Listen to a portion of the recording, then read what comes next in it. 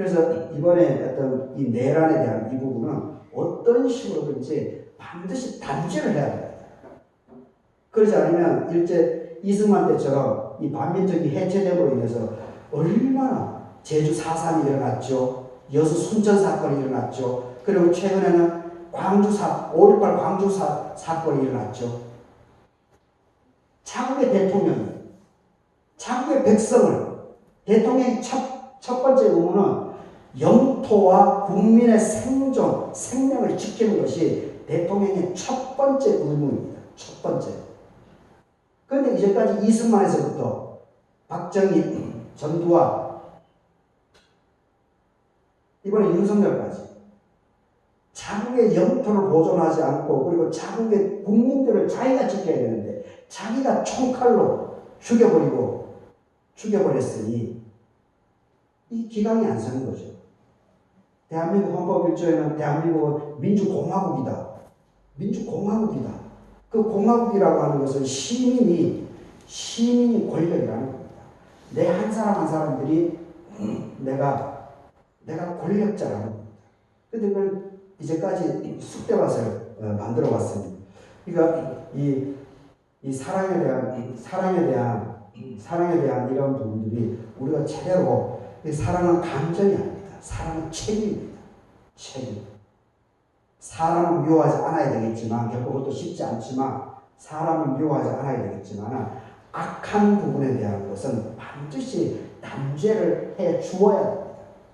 그것이 그 사람을 살리는 것이고 그리고 공동체를 회복하는 길입니다. 지금 민수기서 수요일마다 하고 있는데 지난 민수기 5장에서도 그렇고 그리고 레위기서에서도 그렇고 이게 죄를 지은 것에 대해서 번제를 드리지 않습니까? 레위기서에서는 구약에서 번제를 드리게 하는데 그 목적은 딱 한 가지입니다. 번제를 드리게 하는 것.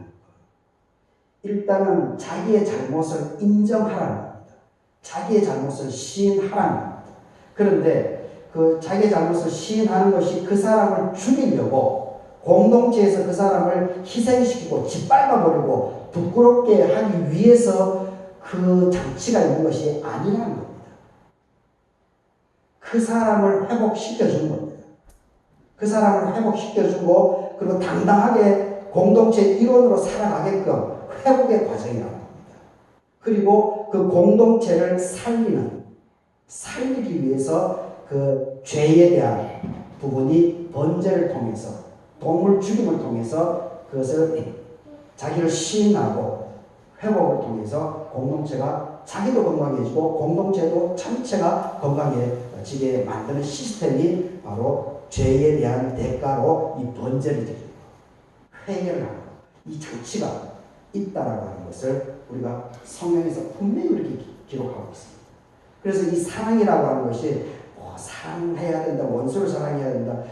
물론 맞습니다. 손양원 목사님처럼 자기 아들을 죽인 그 공산당 한 사람을 자기 양자로 삼지 않았습니까? 그건 정말 대단한 엄청난 사건이죠. 정말 축복의 그런 기적의 사건입니다. 그런 것은 우리가 함부로 훼손하면 안 되지만 그런데 의도적으로 악한 행위를 한 거에 대해서 우리가 유야무야하게 넘어가는 것은 그거는 용납하면 안 됩니다. 용납하는 것이 하나님의 사랑에 속하지 않습니다. 분명히 그 사람이 단죄를 해줘야 됩니다. 그리고 그 사람이 온전한 깊이 있는 회개를 하고 돌아올 때 거기에서 수용을 줄 때 그것이 기간이 상합니다. 그런데 막 유야무야 그냥 대충 넘어가서는 그거는 모든 것이 망가지게 되어 있습니다. 그래서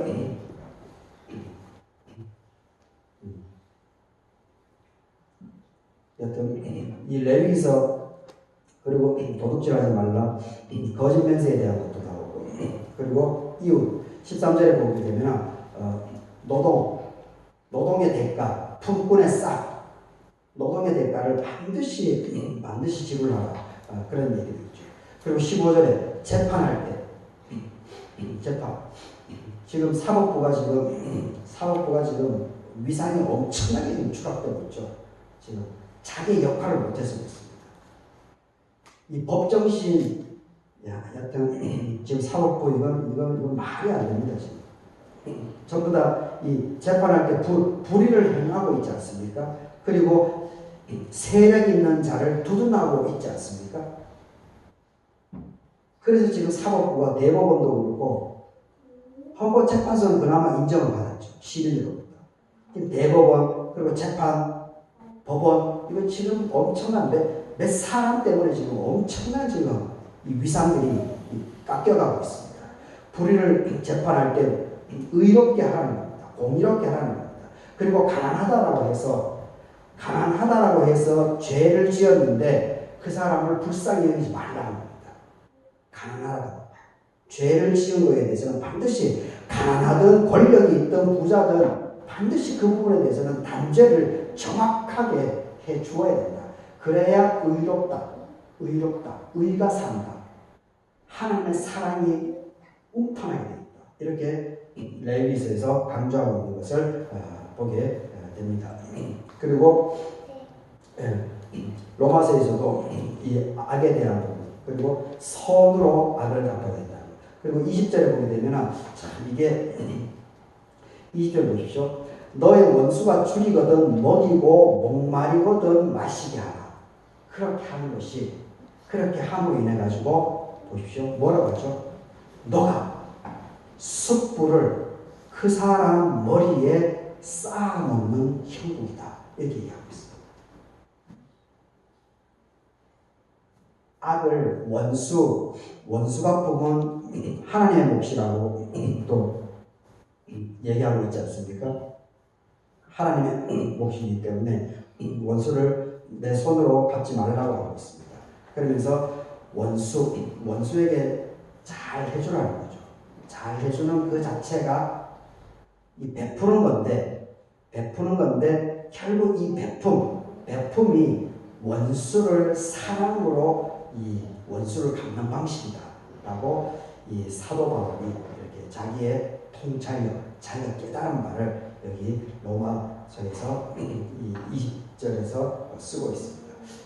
참 이렇게 삶으로 살아내기가 참 결코 쉬운 것은 아닌데 참 깊이 있는 통찰이죠. 참 깊은 안목이라고 봅니다. 그리고 이 누가복음에서 이 38절인데 사실 제가 오늘 사랑은 감정이 아니고 책임이다 이렇게 제목을 잡았지만 근데 원래 제목은 이 38절로 제목을 좀 잡았었습니다.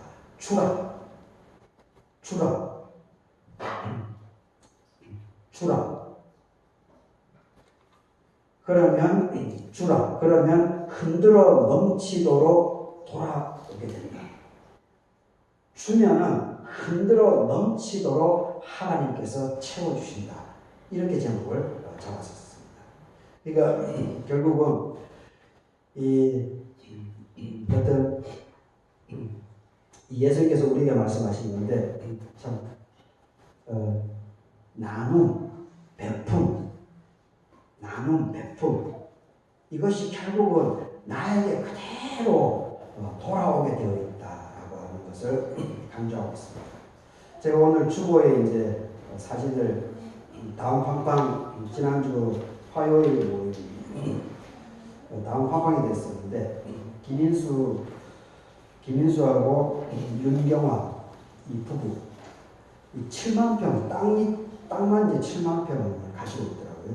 근데 전주에 사는데 지금 함양에 땅을 7만 평을. 근데 남편이 이제 전기공학과 출신이더라고요.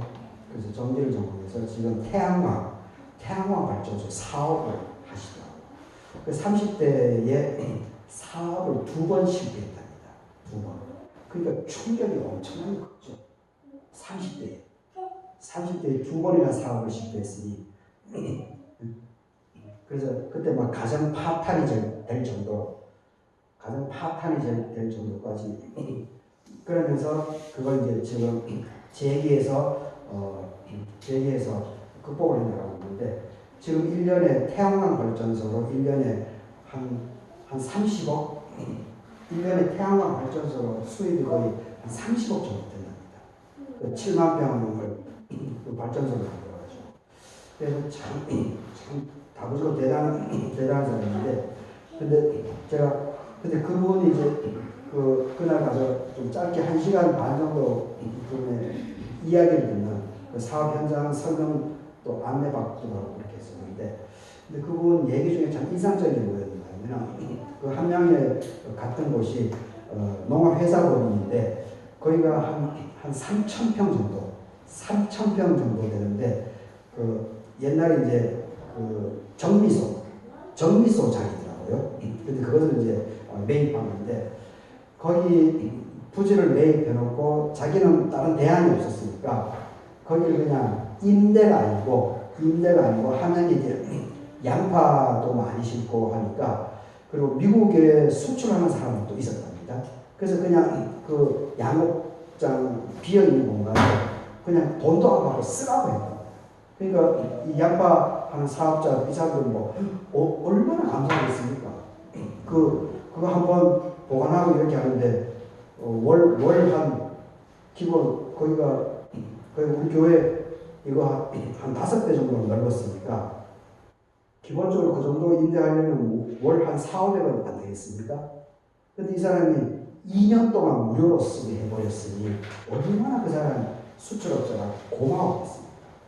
그래서 이게 이제 이분은 아무런 대가 없이 그냥 자기가 비어있는 공간이니까 자기가 또 다른 아이디어가 나오지 않았기 때문에 그냥 묵혀져 있으니까 그냥 쓰라고 했던 거죠.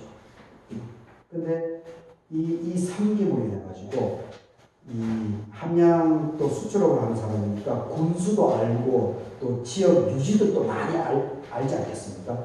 그래서 입소문이 막 난 겁니다. 입소문. 그래서 이분이 태양광 발전을 만드는데 훨씬 군수까지도 이렇게 측면으로 지원해주고 이렇게 해서 돈을 이렇게 좀 벌게 되는 그 길이 하나님께서 열어주셨다. 이렇게 고백하는 것을 제가 감동적으로 들었습니다. 베푸는 것. 주었기 때문에 대가 없이 바라지 않고 그냥 빈 공간이기 때문에 돈을 받을 수 있지만 그냥 무료로 준 거죠. 그냥 대가 없이 주었더니만 하나님께서 이 모양 저 모양으로 그 사람을 통해서 군수 지역 유지들의 막 입소문을 나게 해서 그리고 결국은 자기 사업 태양광 발전이라고 하는 자기 사업에 이렇게 기반을 하나님께서 갖추게 오히려 도와주셨다라고 하는 것을 제가 들으면서 참 감동이었습니다. 그것이 바로 이 베품, 사랑, 헤아림, 대가 바라지 않고 그렇게 선을 행하는 것 이것이야말로 하나님께서 바라는 사랑의 모습, 하나님 사랑과 이웃 사랑의 본질이 아닌가 그런 생각을 해보게 됩니다. 하여튼 사랑은 감정이 아닙니다.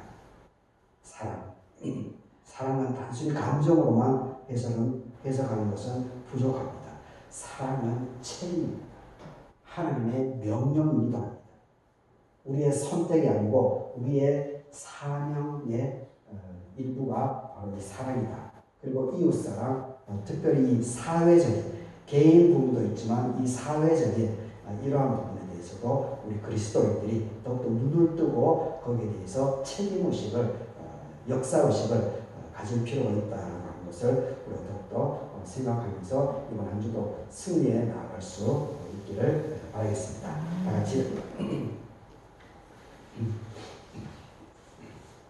다 같이 기도하도록 하겠습니다.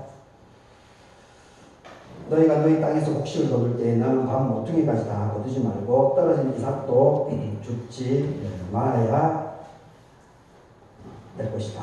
너희 원수가 줄이거든 먹이고 목마르거든 마시게 하라. 그리함으로 너가 숯불을 그 머리에 쌓아 놓을 것이다.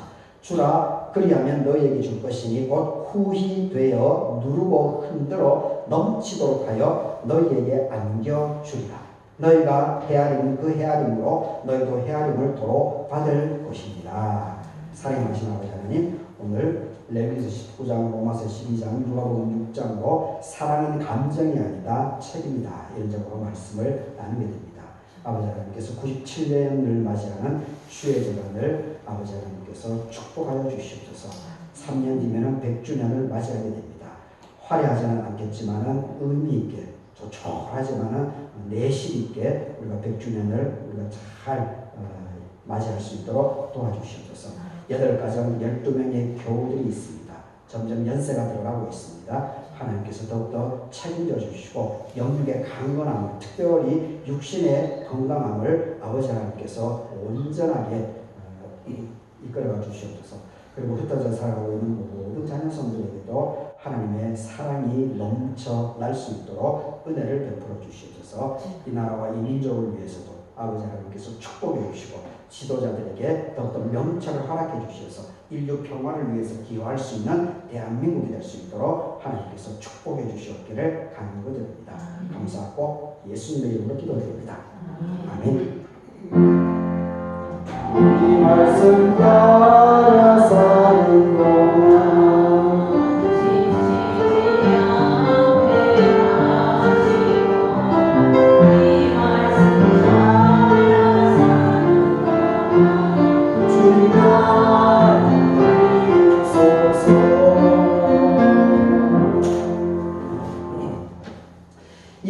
찬송하고 신한 집사님께서 헌금으로